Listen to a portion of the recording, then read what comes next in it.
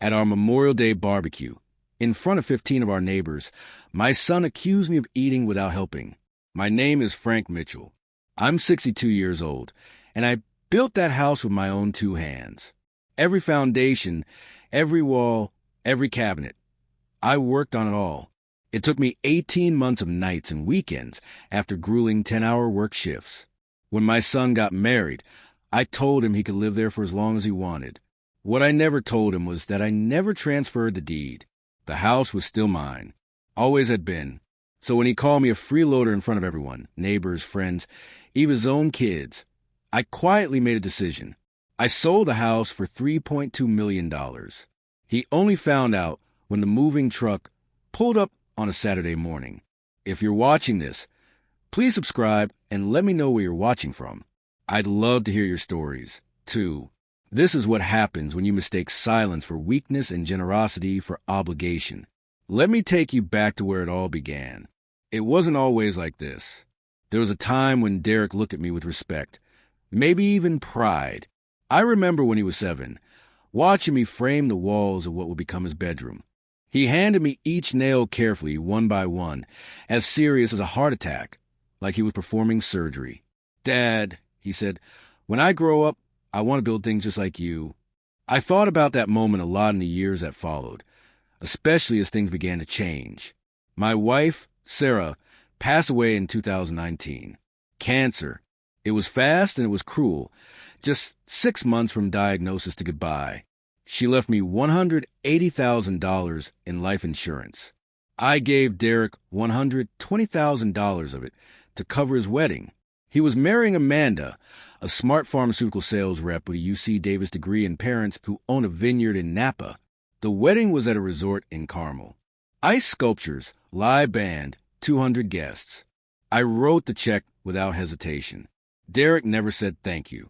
Later, I overheard him tell Amanda it was part of his inheritance, just given early, as if it was owed to him, not a gift from me.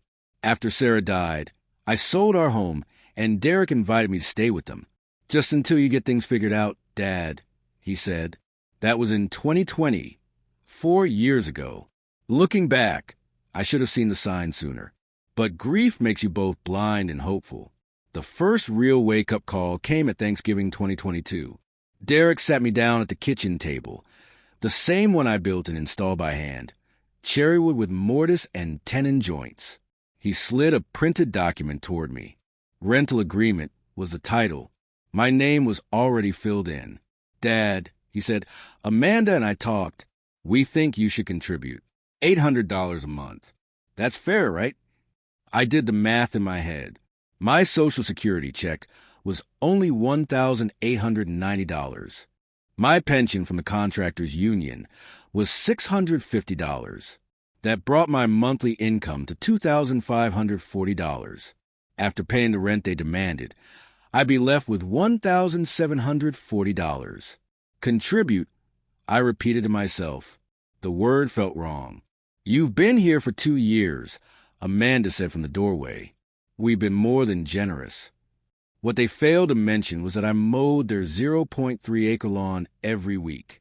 Just a month before, I'd fixed a leaking pipe under the bathroom sink, a repair that would have cost them $340 if they'd called a plumber. I watched Emma and Jake 3 afternoons a week after school while they were both at work. Daycare would have cost them $1,200 a month. But apparently, none of that counted as contributing. My hands trembled as I signed that paper. The same hands that had poured the foundation of that house 20 years earlier. Then came Amanda's Facebook post in June 2023. I didn't even have Facebook, but my granddaughter Emma showed it to me on her iPad. She was 6 and didn't really understand what it meant. "Grandma says this is about you, Grandpa," she said, turning the screen toward me. The post showed a picture of my work boots by the front door. Amanda had staged it. I always kept them in the garage. The caption read, "When house guests forget their guests, boundaries die. So does respect." Over 2,100 people saw it. 47 comments, mostly laughing emojis. That same week, I paid the $4,200 property tax bill, the second installment for the year. I'd been paying it since 2003. every 6 months. $6,350 a year without fail. Derek never asked about it. Never wondered why the county never sent him a bill. Over 21 years, I'd paid $127,000 in property taxes on a house my son thought was his. Here's what Derek didn't know. When I built that house in 2003, I was 41 years old. I'd been in construction for 19 years. I knew how to pull permits, file deeds, navigate the county records office. I did everything by the book. The property deed was filed on March 14th, 2003, under my name, Frank Mitchell, sole owner. When Derek got married in 2018, and I told him, "This is your home now. You can live here forever," I meant exactly that. Live here, not own it. I never corrected his assumption. Maybe that was my mistake. I kept all the paperwork stored in a unit I'd been renting since I built the house. Unit 114 at Public Storage off Mission Boulevard. I'd been paying $120 a month for 20 years. Inside those boxes were the original building permits, my contractor's license number, 863521, and receipts for every board and every nail. I kept everything, including the receipts for the renovations Derek took credit for. In 2019, new granite countertops, $8,200. In 2021, a full HVAC replacement, $11,800. In 2023, custom tile work in the master bathroom with a pipe tub, $11,450. Total, $31,450. All charged to my card, all paid quietly. Derek told his friends and Amanda's family that he made the upgrades, posted before and after photos on Instagram, got 300 likes, never mentioned who paid for it. I told myself it didn't matter. I told myself I was doing it for the grandkids, for Emma, who drew me pictures after school, and for Jake, who was 4 and only went to sleep when I read to him. But it did matter. Every eye rolled when I talked about the old days. Every time Derek corrected me when I called it the house I built. "Dad, it's our house now." Every passive-aggressive comment about my 2006 Silverado parked in the driveway. "Get a Tesla, Dad. Stop embarrassing us." That's when I started feeling like a ghost in the very house I built. But I stayed quiet. I kept telling myself, "You're the adult here. You're the father. Be patient." Set an example. Then Memorial Day happened. But before I get into that barbecue, you need to understand what kept me frozen. Why I didn't just walk away. Why I let it drag on for so long. 3 things trapped me. 3 fears. First, my grandchildren. Emma was 6. Every day when she got off the school bus, she'd run straight into my arms, waving her drawings, talking a mile a minute, like every story was the most important thing ever. "Grandpa, we learned about butterflies today. And guess what? They taste with their feet." Jake was 4. He couldn't fall asleep unless I read to him. Same book every night, Goodnight Moon. I must have read it 50 times, and he'd still catch me if I tried to skip a page. If I left, I knew what Derek would do. He'd use the kids as leverage. "You can visit when we say, 'Dad,' when it's convenient for us." I'd already seen him do it to Amanda's mother after a fight, 3 months before she was allowed to see the kids again. I couldn't risk that. Emma and Jake were all I had left after Sarah died. One night, Emma curled into my lap and asked, "Grandpa, you're going to live here forever, right?" I lied to her. "Of course, sweetheart." The second fear was financial, or so I thought. I was paying Derek $800 a month in rent, $9,600 a year. On top of that, I was still paying the property taxes, $12,700 a year. Derek had no idea. So I was bleeding out $22,300 a year just to live in a house I owned. I had $340,000 in savings, the product of 35 years of 60-hour weeks, living frugally, driving the same truck for 18 years. But rent in the Bay Area was insane. A 1-bedroom apartment was $2,400 to $3,200 a month. That's $28,800 to $38,400 a year, more than my entire income. I ran the numbers over and over. If I left, I'd burned through my savings in 10 years, maybe less. I was 62. What would happen at 72 when the money ran out? That's what I told myself at the time. Later, I realized I was thinking like a victim, not like a man who owned a $3.2 million house. The third fear was the worst one, becoming the bad guy. Amanda's family already looked at me like I was the burden Derek had to bear, or at least that's how he made it seem. At family dinners, Amanda's father loved to talk about self-made success and would always glance in my direction. Her mother once asked, right in front of everyone, "So, Frank, when are you planning to get your own place?" Derek had shaped the whole narrative. We took Dad in after Mom died. It was only supposed to be temporary, but you know how it is. If I spoke up or pushed back, I knew how it would look. I'd be seen as the ungrateful old man attacking his generous son. The neighborhood would take his side. Derek, the successful guy who opened his home to his aging father. I'd wind up isolated, alone. I remembered Sarah's last words in that hospital bed, morphine in her voice, but the fire's still there. Don't let pride separate you from the boys. She meant Derek and the grandkids. So I took it. The eye rolls, the rent, the Facebook posts, the silence in the house I built with my own 2 hands. But I kept every receipt, every permit, every document. I wasn't even sure why. Maybe just habit. 35 years in construction teaches you to document everything. You never know when you'll need proof. I just didn't know yet what I'd need proof of. Then Memorial Day came, and everything changed. It was May 27th, 2023. One of those perfect Bay Area days. 72 degrees, not a cloud in the sky. The kind of weather that almost makes you forget you're paying $7,000 a month just to live here. Derek and Amanda had invited 15 neighbors over for a barbecue. I was at the grill like every year. That morning, I'd gone to Whole Foods and spent $127 on premium grass-fed beef. Derek didn't notice. Or maybe he just figured it was his money. The backyard looked great. The redwood deck I'd built in 2004 had aged into a beautiful silver gray. 800 square feet of hand-selected lumber. Cost me $8,900 back then. I did all the work myself. Joist hangers, deck screws, 3 coats of sealant. Neighbors were scattered around. Jack Donovan from next door, the Harrisons from across the street. Derek was on his 3rd beer, standing by Amanda's new patio set. $4,800 worth of teak and cushions, sitting right on my deck.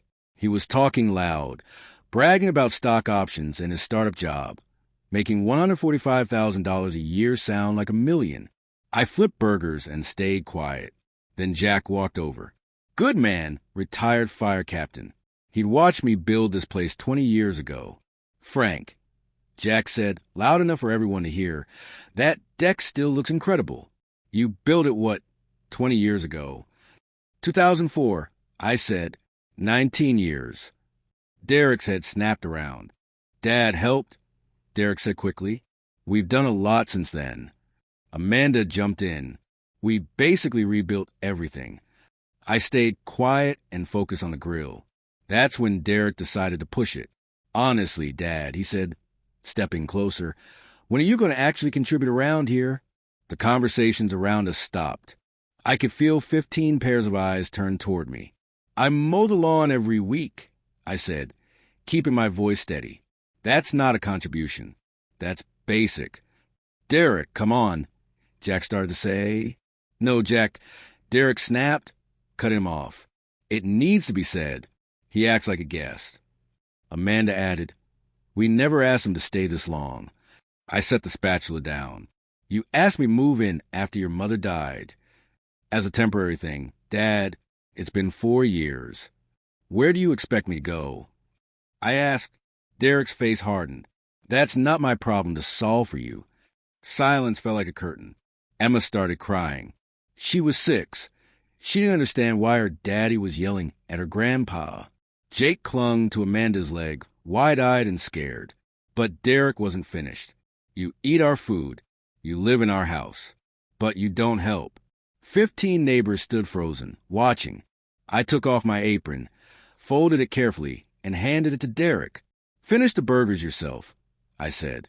I walked inside, through the kitchen I'd remodeled, past the cabinets I'd built by hand, up the stairs I'd framed, into the guest room that used to be Derek's childhood bedroom back, when all this was just lumber and a dream. I closed the door behind me. My hand shook so badly I could barely turn the knob. I sat on the bed. Outside, the murmurs of voices resumed. Amanda's laugh, bright and forced. Derek's voice, talking about drama and oversensitivity. I looked around the room. The blue walls I'd painted when Derek was 12. The ceiling fan I'd installed myself. The closet door I'd installed myself when the original one warp stood just across the room. I built this house as a gift for my son, a solid foundation for his future. I wanted to make sure he never had to struggle the way I did. But somewhere along the line, that gift turned into a prison, and the son I raised became the warden. I sat in that room for 3 hours, listening as the party faded. I heard the cars pull away, Derek and Amanda getting the kids ready for bed, then finally heading to master bedroom, both of them unaware they were sleeping in a room with tile and closets I'd installed by hand. Then Sarah's voice echoed in my mind. Don't let pride come between you and the boys. But this wasn't pride anymore. It was survival. That night, I made a quiet decision. I didn't sleep. I just stared at the same ceiling I'd installed and repainted twice. Around midnight, I opened the closet and pulled out a cardboard box from the back. Inside were old photo albums Sarah had saved. I flipped through them slowly. One picture stopped me. It was me, Sarah, and Derek, taken in August 2002, the day we broke ground on this house. We stood holding shovels, smiling under blazing 103-degree sun. I remembered working a double shift downtown, then driving here, because I couldn't wait to get started. Sarah had brought lemonade. Derek helped me measure the foundation with string and stakes. Is this going to be our house, Dad? He asked. One day, it'll be yours, I told him, so you never have to struggle like me. I closed the album. Around 3 a.m., I got in my truck and headed to my storage unit, Unit 114. I'd been renting it since 2003, 20 years, $120 a month, $28,800 in total, and Derek didn't even know it existed. I unlocked the storage unit and pulled out the boxes I needed, the important ones. Inside were the original building permits from the city of Fremont, dated 2003, my contractor's license, number 863521, receipts for lumber, concrete, fixtures, and then the big one, the property deed, filed in Santa Clara County on March 14th, 2003. It listed me, Frank Mitchell, as the sole owner. I stood there under the cold fluorescent light and read that deed 3 times. I had never transferred ownership. I told Derek he could live there forever, but I never said I was giving it away. Legally, Derek was a tenant at will, living in my house, charging me rent in my house. I opened another box. Inside were receipts from the last 4 years. The granite countertops Derek bragged about on Instagram, the new HVAC system, the bathroom tile, all paid for with my credit card. Total, $31,450. All claimed as Derek's vision, his taste, his investment in the house. I sat on the concrete floor of that storage unit and did something I hadn't done since Sarah's funeral. I laughed, not a joyful laugh, a broken, hollow one. Then I took out my phone and called Tom Sullivan. Tom's a realtor. We go way back. Both of us started in the union. Both worked our way up from nothing. He went into real estate. I stayed in construction, but we always kept in touch. I even helped his daughter with her down payment in 2015. The phone rang 4 times before he answered, his voice groggy with sleep. Frank, it's 3 a.m. Tom, I said, I need to know something. If I want to sell a house, how fast could it happen? There was a pause. Then he asked, your house? Frank, why? Hypothetically, Frank. What's going on? Tom asked. Just answer the question. I insisted. He sighed. Bay Area market. In this price range, if you find a cash buyer, no loan contingencies, no inspection delays. 10 days, maybe 2 weeks. And the owner doesn't need tenant permission. There was a long silence. Frank, what the hell happened. "I'll call you back," I said and hung up. I sat there until sunrise. When the first light crept through the storage unit door, I made another call, this time to a number I got from an old union friend. Martyr Brennan-Law office. A voice answered. "I need an estate attorney," I said.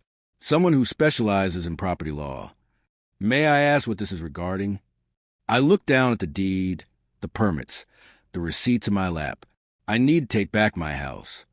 There was a short pause on the other end. "I can schedule you for tomorrow at 10 a.m.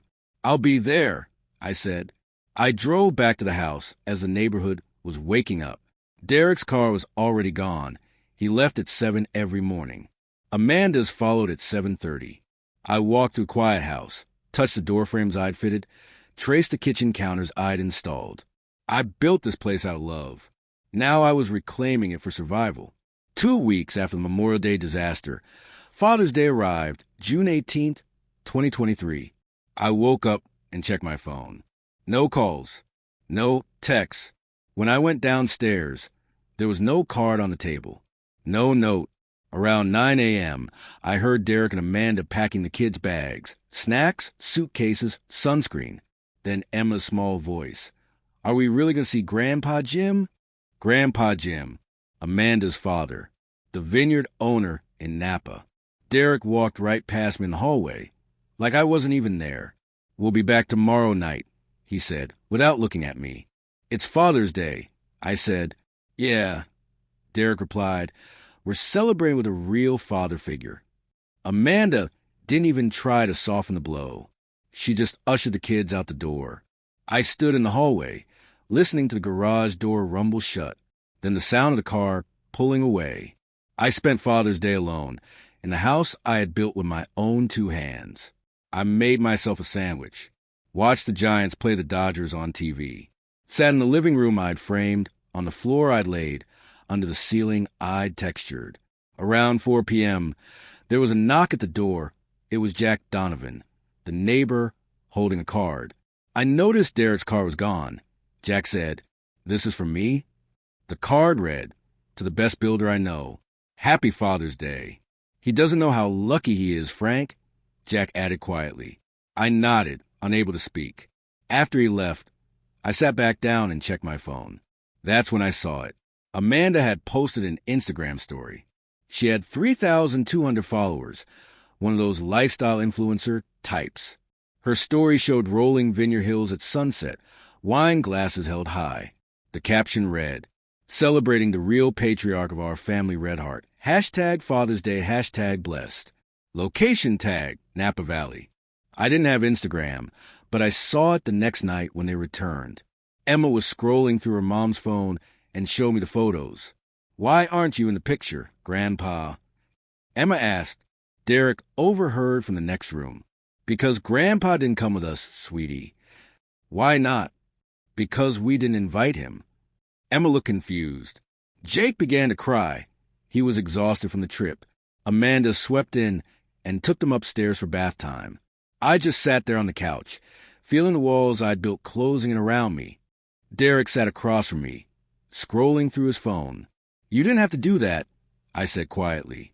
"Do what?" "Exclude me on Father's Day." Derek didn't even look up. "You're not her father, Dad. You're my father.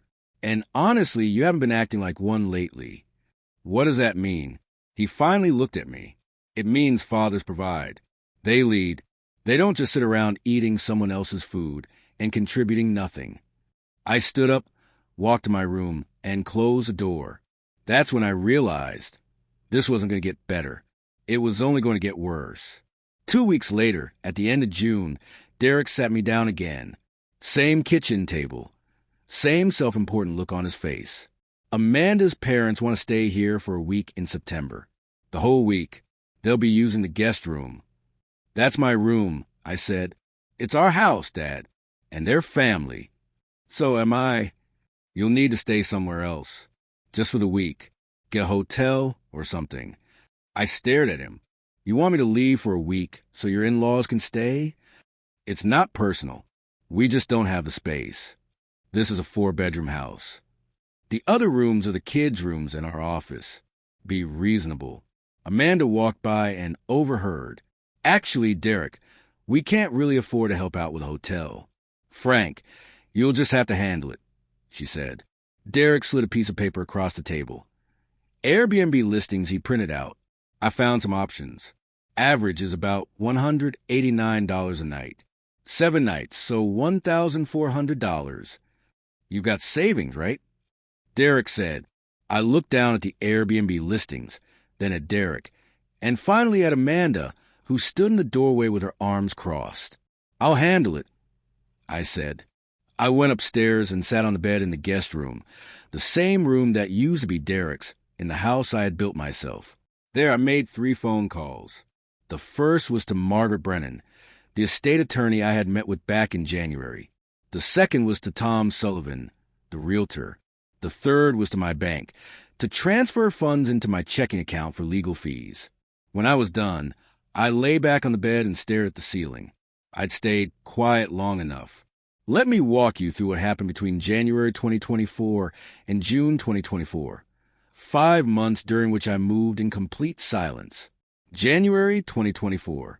Margaret Brennan's office was in downtown San Jose. 17th floor. Glass walls overlooking the skyline.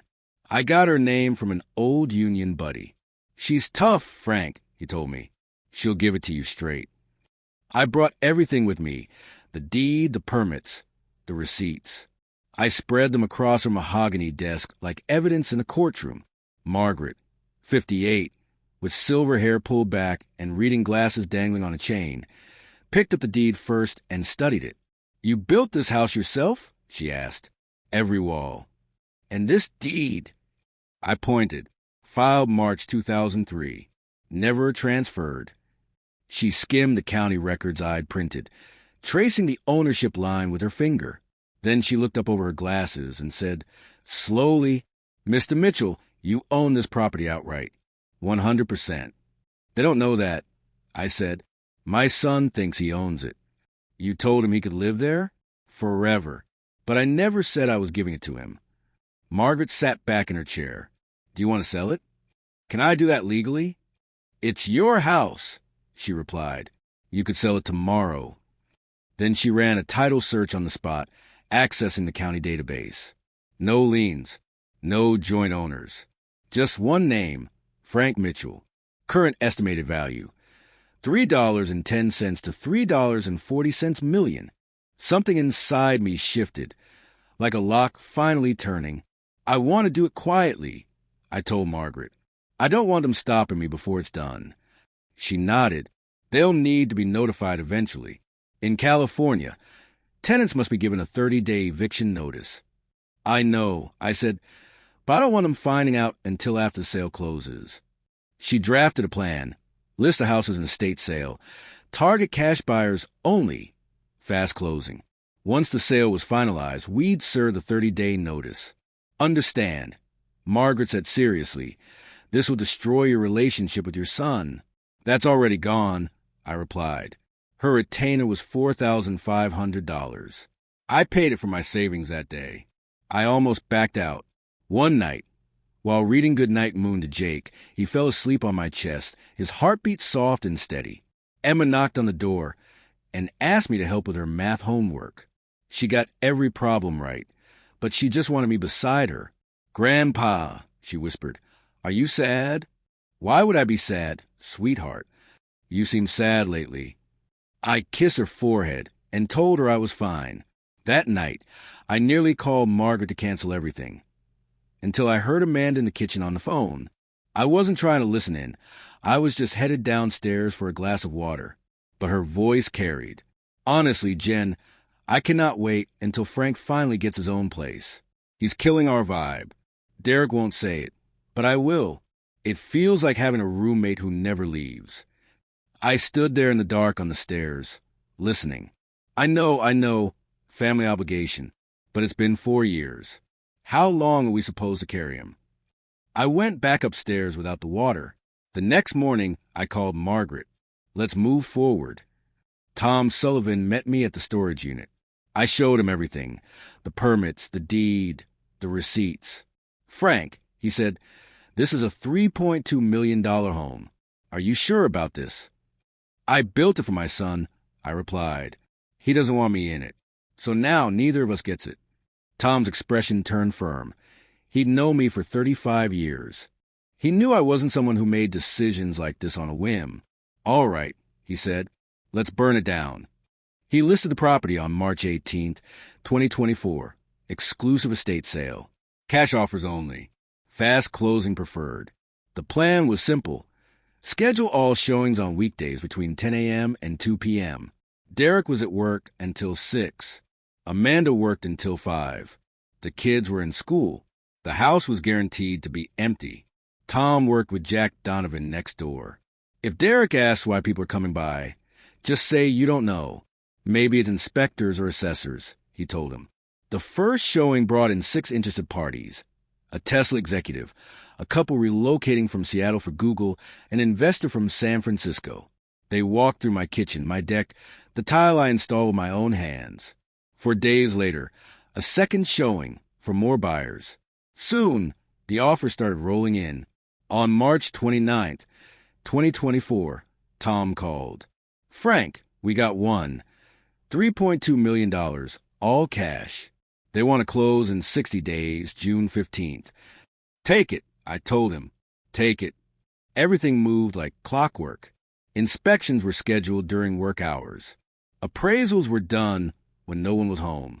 Tom handled every detail. There was only one close call. Amanda came home sick one afternoon and saw the appraiser's car in the driveway. Who's that? She asked. The appraiser, trained by Tom, didn't flinch. City assessment, ma'am. Just a routine property value check. She went inside without questioning further. For 2 more months, I stayed silent. I watched Derek and Amanda live their lives, complaining about traffic, work, their friends. I saw Amanda post Instagram stories saying, "Grateful for this beautiful home." I kept my expression calm, kept my routine, mowed the lawn, watched the kids, paid the rent, just like Derek demanded. At night, I'd walk through the house alone. I'd touch the door frames I'd hung, run my hand across the kitchen counter I'd installed, stand on the deck I had built, and gaze at the yard I had landscaped. This house wasn't just lumber and nails. It was my life's work. 20 years of effort, emotion, and sacrifice, all contained in 2,400 square feet of walls, floors, and roof. I wasn't just selling a house. I was letting go of a piece of my soul. But I couldn't keep living like a ghost in the very home I built. June 14th, 2024, Friday. The sale closed. The wire transfer landed in my account at 2:47 p.m. $3.2 million, minus $180,000 in fees, commissions, and taxes. Net $3.02 million. I sat in my truck in a grocery store parking lot, staring at the bank app on my phone. That number staring back at me held the weight of years. I'd paid $127,000 in property taxes over 21 years. I'd given Derek $120,000 for his wedding, spent $31,450 on renovations he took credit for, covered $57,600 in child care and household repairs over 4 years. Total, $336,050. And in a single transaction, I took back my dignity. I drove home, made dinner, acted like everything was normal. Derek came in, complained about his boss, ate the food I prepared. He had no idea that by the next morning, everything would change. Saturday, June 15th, 2024, 9:47 a.m. I woke up at 5:30. Sleep was impossible. I'd already packed the night before. 2 suitcases. Everything I owned fit inside them. I had hidden them earlier in Jack Donovan's garage. Jack knew the plan. He offered to be there when it happened. I made coffee, sat on the deck I'd built, watched the sunrise creep over the neighborhood. 68 degrees, clear skies, birds singing. A perfect morning for the world to turn upside down. At 9:30 a.m., I heard Derek and Amanda waking up upstairs. Saturdays, they always slept in. The kids wouldn't be up until 10 o'clock. I sat calmly in the living room, and waited. At 9:47 a.m., it came, the low rumble of a diesel engine. I looked out the window. A 26-foot moving truck pulled up to the curb. White cab, ready to change everything. The side of the truck read, Bay Area Moving and Storage. Behind it, a silver SUV pulled up. The Harrison family stepped out. A tech executive from Seattle, his wife, and their 3 kids. The new owners. I heard footsteps upstairs. Derek appeared at the top of the stairs in pajama pants and a T-shirt, hair messy. "What's that noise?" he muttered. He walked to the window and saw the moving truck. His face shifted from confusion to irritation. He opened the front door and stepped onto the porch. I stayed inside, watching. "Excuse me," Derek called out. "Can I help you?" The lead mover, a big guy holding a clipboard, walked up. "We're here for the Harrison move-in. This is 2247 Redwood Lane, right?" "Yeah, but there's been a mistake. This is my house." The mover checked his clipboard. "Sale closed yesterday, sir. June 14th. We're here to unload." Derek's face went pale. "What sale?" Amanda appeared behind him. "Derek, what's going on?" "They're saying the house was sold." "That's impossible." Derek spun around and saw me standing in the living room window. Our eyes met. He rushed into the house and went straight to the kitchen. I heard him shouting, "Dad! Dad! What the hell is happening?" I walked in calmly. There was a large manila envelope on the counter. I'd placed it there an hour earlier. Derek snatched it up and tore it open. Inside, a 30-day eviction notice on legal letterhead, a copy of the property deed, a copy of the sale contract, and a letter from me. Derek read it out loud, voice trembling. "Derek, I built this house in 2003 with my own hands. I never transferred the deed. I let you live here because I loved you. You said I eat but don't help. Here's what I've helped with. Property taxes, $127,000, 2003 to 2024. Your wedding, $120,000 from your mother's life insurance. Renovations you took credit for, $31,450. Yard work, repairs, babysitting, $57,600 over 4 years. Total, $336,050. The house sold for $3.2 million. You have 30 days. Dad." Silence hung in the air for 5 full seconds. Then Derek exploded. "You can't do this," Derek shouted. "I already did," I replied. "This is illegal." "It's completely legal." Amanda snatched the papers from Derek's hands and started reading. Her face went pale, then flushed red. "You're evicting us? Your own son." "I'm evicting tenants from my property," I said. Just then, there was a knock at the door. I opened it. Margaret Brennan stood there in a crisp business suit, briefcase in hand. "Mr. Mitchell," she greeted me professionally, then turned to Derek. "You must be Derek. I'm Margaret Brennan, your father's attorney." She handed him a business card. "This is your formal 30-day notice to vacate. Everything you need is in the envelope. If you have any questions, you can contact my office." Derek stared at her, then at me, then at the card. "We'll sue you." Margaret didn't flinch. "On what grounds?" "Your father owns this property. You're tenants at will. California law is very clear. You have no legal claim to this house. We've lived here for years." Amanda protested. "This is our home." "In a house you never owned," Margaret replied firmly. "I'm sorry, but the law is on Mr. Mitchell's side." By then, neighbors had started to gather. Jack Donovan next door, the Harrisons across the street, the old ones, not the new ones moving in, and a few more families from down the block. At least a dozen people watching. Amanda broke down crying. "Where are we supposed to go? We have children." I looked at her evenly. "That's not my problem to solve for you." Her face contorted. "You're using my words against me." "I'm using your logic," I said. Derek stepped toward me, desperate. "Dad, please, think about Emma and Jake." "I've been thinking about them every day for 4 years," I replied. "They need stability. They need parents who show respect. I can't teach them that if you won't show it. We'll lose everything. Derek cried. You never had anything to lose, I said calmly. You never owned this house. Margaret placed a steady hand on my arm. Mr. Mitchell, shall we let the movers proceed? I nodded. Derek stepped in front of the door. You're not coming into this house, he snapped. Margaret's tone sharpened. Mr. Mitchell, step aside or I'll have to call the police. Your father owns this property. The sale is finalized. You're interfering with a lawful transaction. Jack Donovan stepped forward. Derek, move. You're only making this worse. Derek turned on him. Stay out of this, Jack. I won't, Jack replied. Your dad built this house. We all know that. You should have known it. He gave it to me. I deserve it, Derek retorted. No, Jack said firmly. He let you live in it. There's a difference. Just then, Emma appeared at the top of the stairs, rubbing her sleepy eyes. She was 6, wearing her princess pajamas. Grandpa, why is everyone yelling? The whole room went silent. Emma walked down the stairs, glanced at the moving truck outside, then at the boxes scattered around, and finally at me. Grandpa, are you leaving us? I knelt down and hugged her tightly. No, sweetheart, I'm not leaving you. You can visit me any time. Where are you going? I'm getting my own place.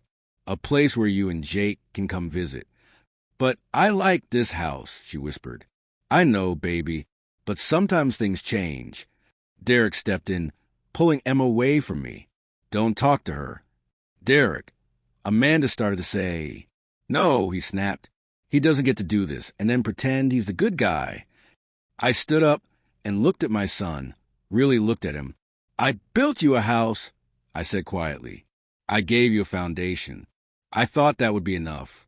But there was something else you needed to learn, something I should have taught you sooner.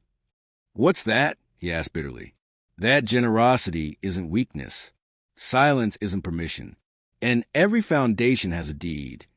Margaret leaned closer. The movers need to start unloading. I turned back to Derek one more time. You have 30 days. I've already rented you a storage unit. Number 216, same facility as mine. The first month's paid. After that, it's up to you. Derek's voice cracked.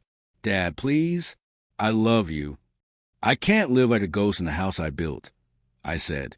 Then I walked out, got into my truck, and drove away. In the rear-view mirror, I saw the movers begin unloading furniture. I saw Derek standing on the porch, Amanda beside him, both of them frozen. And I watched the house I had built start becoming someone else's home. The first week was chaos. Jack Donovan later told me what went down. Derek and Amanda went door to door trying to turn the neighborhood against me, saying his dad stole our house. But people remember Memorial Day.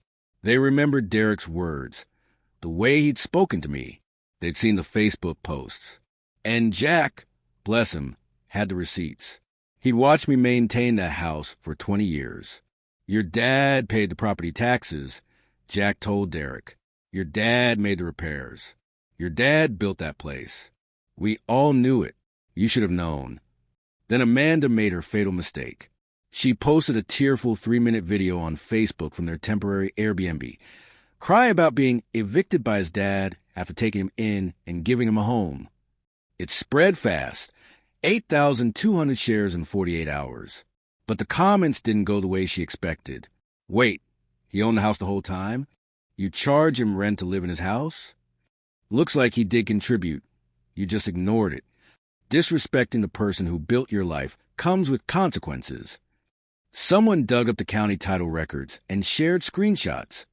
Frank Mitchell, owner since 2003. It was all public. Amanda deleted the video and locked her Facebook. But the internet never forgets. Derek didn't escape either. One of his co-workers had seen the Instagram drama before Amanda locked her account. By Monday, the whole office knew. His boss called him in. Derek, I avoid personal matters, but this is affecting team morale. People are talking. Take the week off. Handle your situation. It wasn't a firing, but it was close. Derek and Amanda had $23,000 in savings. In the Bay Area, that's nothing. First month, last month, and a security deposit on a family rental would cost between $15,000 and $18,000. For a house similar to the one they'd lost, rent was between $4,500 and $6,000 a month. Amanda's parents offered them a $50,000 loan, but with conditions. You too need to rethink your priorities, Amanda's father told them. I heard this secondhand from Margaret, who heard it from Amanda's mother's attorney. You humiliated a man who gave you everything. Figure out what kind of people you want to be. Derek applied for a mortgage but was denied. His debt-to-income ratio was too high once rent and expenses were factored in. So they moved to a rental in Tracy, an hour and a half east. 3 bedrooms instead of 4. $3,200 a month. Derek started leaving the house at 5:45 a.m. to beat traffic. Came home at 7:30 p.m., saw his kids for just 90 minutes before bed. Amanda had to switch territories for her pharmaceutical sales job. Her route was still based in the South Bay. She spent 3 hours a day commuting. Their world got smaller, and they knew exactly why. Emma asked Derek every day, "When can we see Grandpa?" "He hurt our family," Derek would say, "but I miss him." "I know, honey." Jake regressed, stopped sleeping through the night, cried for me at bedtime. Amanda tried everything. New nightlight, new bedtime routine. Nothing worked. 2 weeks after the eviction, Emma drew a picture at school. The teacher called Derek in to see it. A crayon drawing of a man with gray hair and a tool belt. At the top, in the 6-year-old's handwriting, "My grandpa is the strongest man." Derek sat in his car outside the school and cried. That night, Amanda said something I never expected to hear. "Derek," she said, "the kids miss him. Honestly, this is hurting them more than it's hurting him. Maybe he deserves to be cut off. But do they?" Derek didn't answer. A week later, I got a text from Amanda. "Frank, the kids miss you. Can we arrange supervised visits?" I called Margaret first. She said the choice was mine. I texted back, "I'd like that. Let me know when." I bought a condo in Fremont. $580,000. Paid in cash. 1,100 square feet. 2 bedrooms. Ground floor with a small patio. Not fancy, but it was mine. I invested the remaining $2.44 million wisely. Index funds, bonds, dividend stocks. It brought in about $97,000 a year in passive income. With Social Security and my pension, I was earning $127,000 a year, more than I ever did working. I set up 529 college funds, $50, 000 each for Emma and Jake. Irrevocable. Their parents couldn't touch a cent. I converted my garage into a workshop. I bought new tools, a table saw, a router, and belt sander, and started making furniture. At first, it was small projects like side tables and cutting boards, but soon I moved on to bigger pieces like bookshelves and dining tables. I opened an Etsy shop called Mitchell Woodworks and sold my first item, a walnut coffee table, for $800 in just 3 days. The buyer left a glowing 5-star review. You can tell this was made by someone who loves a craft. I worked whenever I felt like it, slept when I was tired, and ate when I was hungry. No one called me a freeloader anymore. No one charged me rent. I finally had a workshop that smelled like fresh sawdust and would stain, and a patio where I could enjoy my morning coffee while watching the birds. I had peace. With Margaret's help, I revised my will. Everything would go to Emma and Jake, held in a trust they could access at 25. Derek got nothing, not out of spite, but because he needed to learn what I should have taught him long ago. You build your own foundation. 3 months after the sale, one afternoon while I was sanding a rocking chair in my garage, my phone buzzed. A text from Amanda. Saturday, 2 p.m. Central Park in Fremont. The kids would like to see you. I replied, "I'll be there." "What does that mean?" she asked. "It means people make mistakes. And when they do, you can still love them, but you don't have to let them keep hurting you." She thought about this for a moment. "Did Daddy hurt you?" "Yeah, he did." "Did you hurt him back?" "Smart kid. I protected myself," I said. "That's different." Jake tugged on my shirt. "Grandpa, will you build me a treehouse?" I smiled. "Not in their yard, buddy, but maybe someday in mine." Amanda walked over. We stood there awkwardly while the kids ran toward the slide. "Frank," she said quietly, "I owe you an apology. I didn't understand. I didn't see what you'd done for us. I'm sorry." I nodded. "I appreciate that." Derek struggling too. I know he wanted to apologize, but his pride. "I'm not ready yet," I said. "Maybe someday, but not now." She nodded. "The kids can visit you if you want." "I'd like that," I replied. We stood there in silence until she called the kids back. Emma hugged me tight. "Goodbye." Jake wrapped himself around my leg. 2 weeks. Amanda asked, "Same time, same place." I said, "I'll be here." I watched them walk to the car. Derek got out, buckled the kids in, and looked at me across the parking lot. Our eyes met. He raised one hand. Not quite a wave, just something. I nodded back. After they drove away, I sat on the bench, pulled out my phone, and opened the voice memo app. "If you've made it this far," I said into the phone, "thank you for listening." This wasn't easy to tell.